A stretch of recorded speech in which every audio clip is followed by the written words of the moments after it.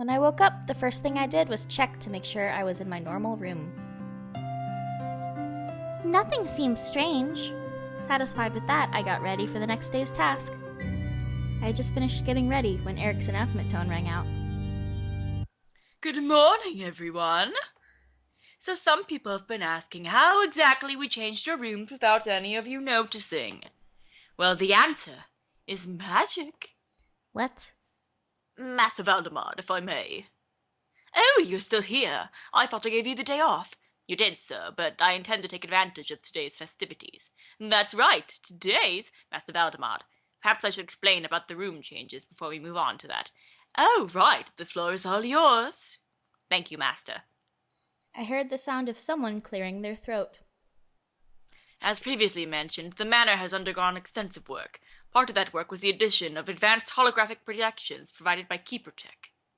A single flick of a switch, and the room is transformed. Whoa! In addition, we had retractable walls put in around the mansion. They are similar to the roller shutters and make practically no noise.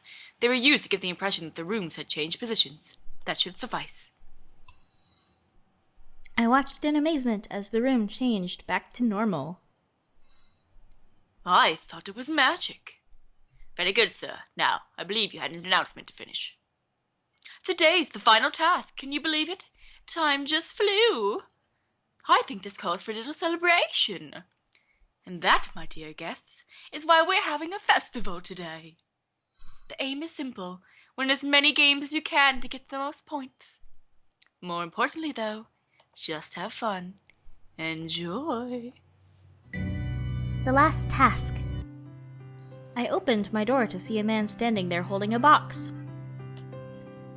These are for you. Please read the instructions. Once you're done, I will take you to the festival. He handed me the box before closing the door. What? I opened the box to find the sheet of instructions laid on top of a festival mask and a yukata. Wear me. Why use such a big page for 2 words? Wear me! I turned the page over. P.S. Don't take off the mask during today's event. I quickly changed into the yukata and festival mask before leaving my room. For the record, this is not Japan. Yeah, I was about to say. And everyone here has English names. I was about to say, I'm like, look, this looks nice, but... yeah. Okay. Like, it's cool if What the fuck?! I mean, like, if you're accurately portraying the culture and not just stereotypes, it's fine. But, because if you actually go to Japan, then they're always like, yeah, come to festivals and stuff. Like, when Megan was studying abroad in Japan, the homestay place that she was staying in, the landlady invited them all out to, like, wear kimonos and go to the festival with her family and stuff. And it's cool, but, like... This is all white people bullshit.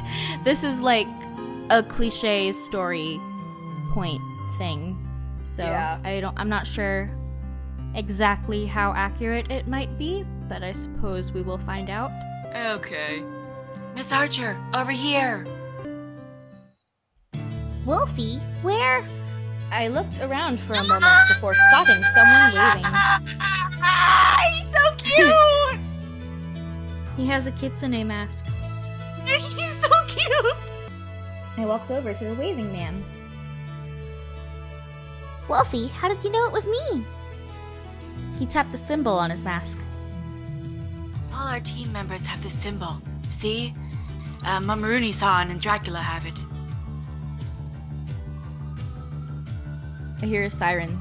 Somebody's in trouble. See, I don't even notice them anymore. I did not notice it until you pointed it out. Yeah, here in LA, I'm actually in an area where I don't hear sirens that often.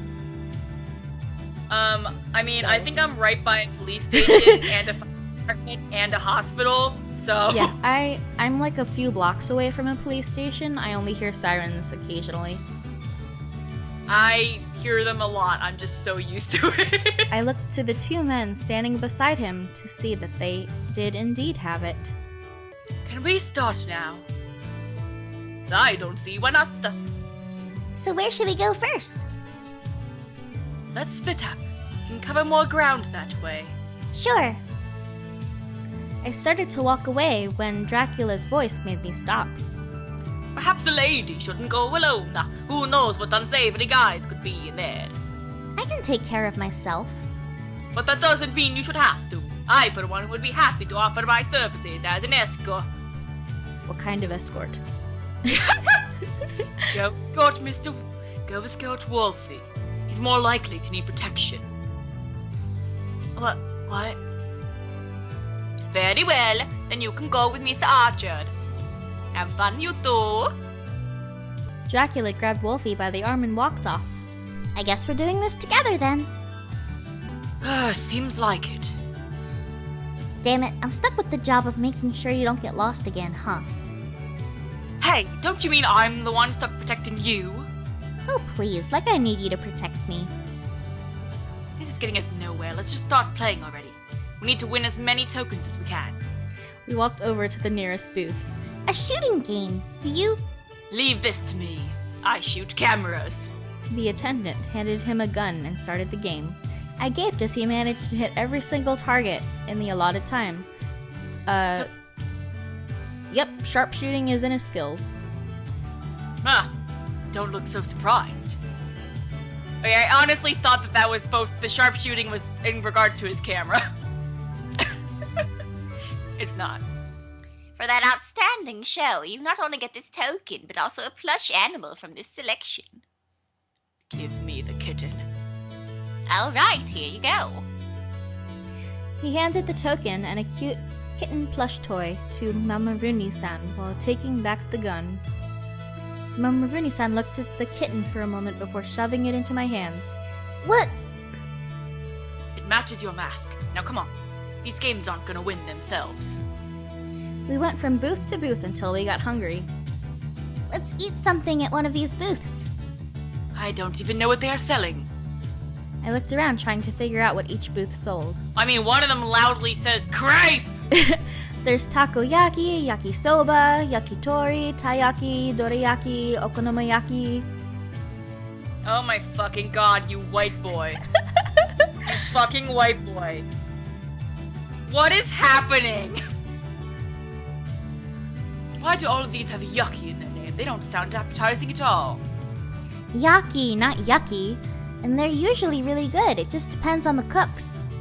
We passed a stand grilling whole squid. Is that? Ikeyaki. I should have known.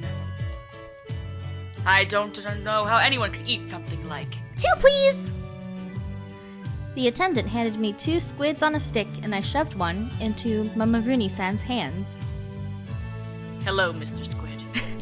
It has a face. So? I'm not eating this. Now I wonder how you'd react to Odoridon. I don't know what that is. I shall look it up. Yeah, please tell me what that is. I'm gonna eat a donut in the meantime, like a really shitty American. Odoridon. Oh. What? It's squid soup. When the server pours soy sauce over the squid, it appears to come back to life and dance in the bowl. Oh! I mean, that's kind of cute. The dancing squid phenomenon happens because its muscles are intact even though it's dead. And there's a reaction with the salt in the sauce that makes its muscles appear to jump. That's actually kind of cool. Yes, but it would be very unnerving to eat. Well, I don't eat squid anyway, so... Well, okay, I mean, I guess that's not true, because I have calamari sometimes, but... I couldn't eat, like, a squid. I lifted my mask a bit and took a bite. This is really good. I don't think I've ever had ikeyaki this good. Anything tastes good to you. You're like a human gar. Why you? I pushed his mask up with one hand and shoved my stick into his open mouth with the other. I kept my hand there by force until he took a bite and quickly pulled his head away.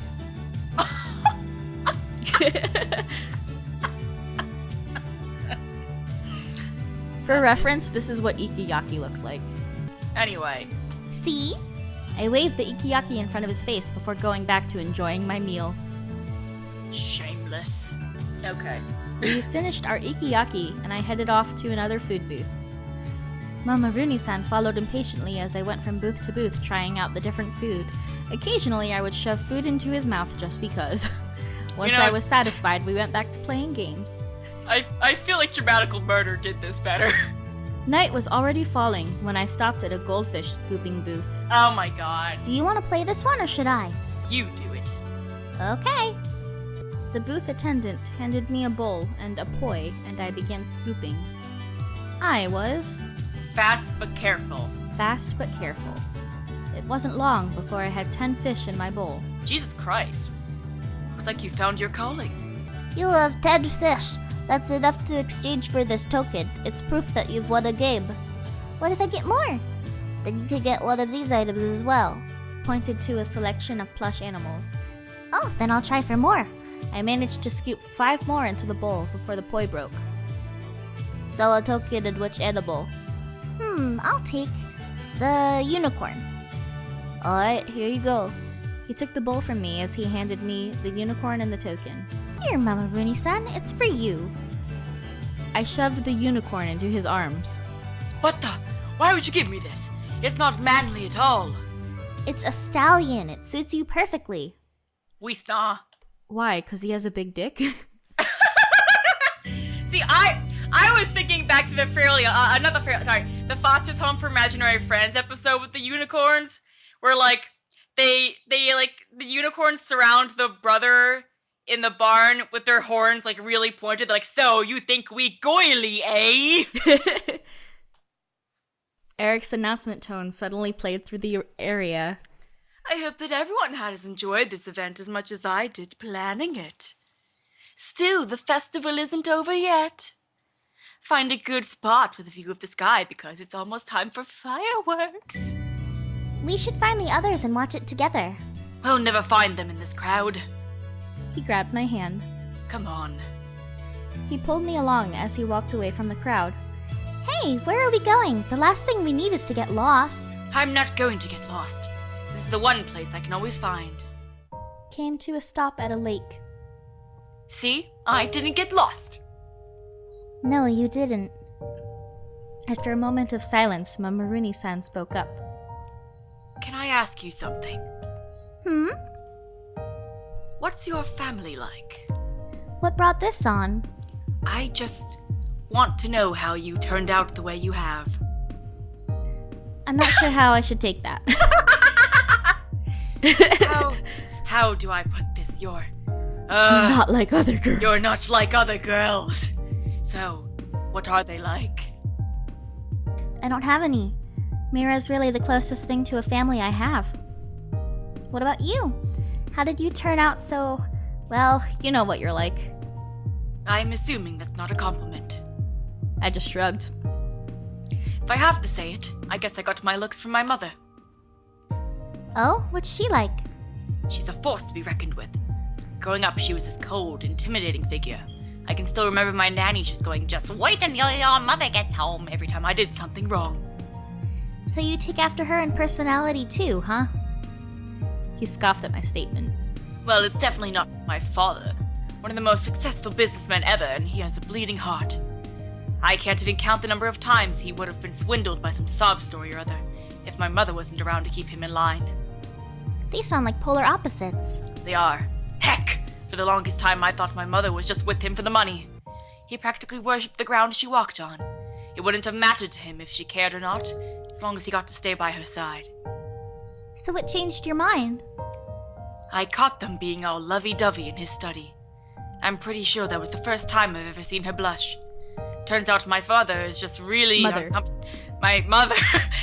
Turns out my mother is just really uncomfortable with public displays of affection. So what you're saying is being a tsundere runs in the family. Shit! Sounds like you love them a lot. I'm a little jealous. He looked at me steadily for a moment. Just as he opened his mouth to say something, the first fireworks flew up into the sky. Baby, you're a firework! I I never caught the words he said, and he refused to tell me even after the fireworks ended.